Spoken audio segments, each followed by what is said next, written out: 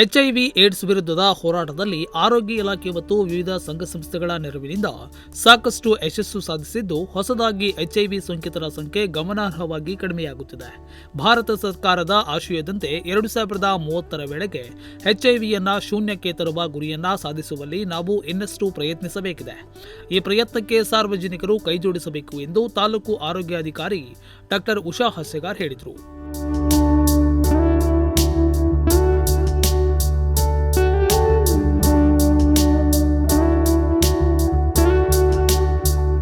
ತಾಲೂಕು ಆಸ್ಪತ್ರೆ ಹೊನ್ನಾವರದಲ್ಲಿ ವಿವಿಧ ಸಂಘ ಸಂಸ್ಥೆಗಳ ಆಶ್ರಯದಲ್ಲಿ ನಡೆದ ವಿಶ್ವ ಏಡ್ಸ್ ದಿನಾಚರಣೆಯ ಕಾರ್ಯಕ್ರಮದಲ್ಲಿ ಪ್ರಾಸ್ತಾವಿಕವಾಗಿ ಮಾತನಾಡಿದರು. ಕಾರ್ಯಕ್ರಮವನ್ನು ಜೆಎಂಎಫ್ಸಿಯ ಹಿರಿಯ ಸಿವಿಲ್ ನ್ಯಾಯಾಧೀಶರಾದ ಚಂದ್ರಶೇಖರ್ ಬೀಚಿಯವರು ದೀಪ ಬೆಳಗಿಸುವುದರ ಮೂಲಕ ಕಾರ್ಯಕ್ರಮವನ್ನು ಉದ್ಘಾಟಿಸಿದರು.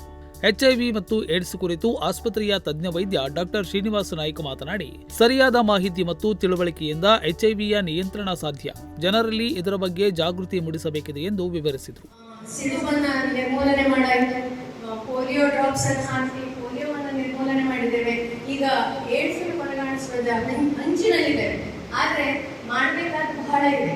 ಯಾಕೆಂದ್ರೆ 95ರವರೆಗೆ ಮಾರ್ಕ್ಸ್ ತಗೊಳ್ಳೋದು ಬಹಳ ಶ್ರಮ ಪಡ್ಬೇಕಾಗ್ತದೆ. ಆದ್ರೆ ಆ 5 ಮತ್ತೆ 5 ಗಳಿಸ್ತಿದೆಯಲ್ಲ, ಅದು ಡಬಲ್ ಎಫರ್ಟ್ ಹಾಕ್ಬೇಕಾಗ್ತದೆ. ಇವತ್ತು ಕಾರ್ಯಕ್ರಮ ಏನ್ ಮಾಡ್ತಾ ಇದ್ದೀವಿ ನಮಗೆಲ್ಲ ಗೊತ್ತಿದೆ. Madam I think covered all the aspects. ಇನ್ನು ಉಳಿದಿರುವುದು ಎಚ್ಐವಿ ಬಗ್ಗೆ ಅಷ್ಟೇ, ಅದನ್ನ ಸರ್ ಕವರ್ ಮಾಡ್ತಾರೆ. ಸೊ ಮಧ್ಯದಲ್ಲಿ nothing remain for me to do at least to say anything about this function. Only thing I wanted to convey is we are the human beings.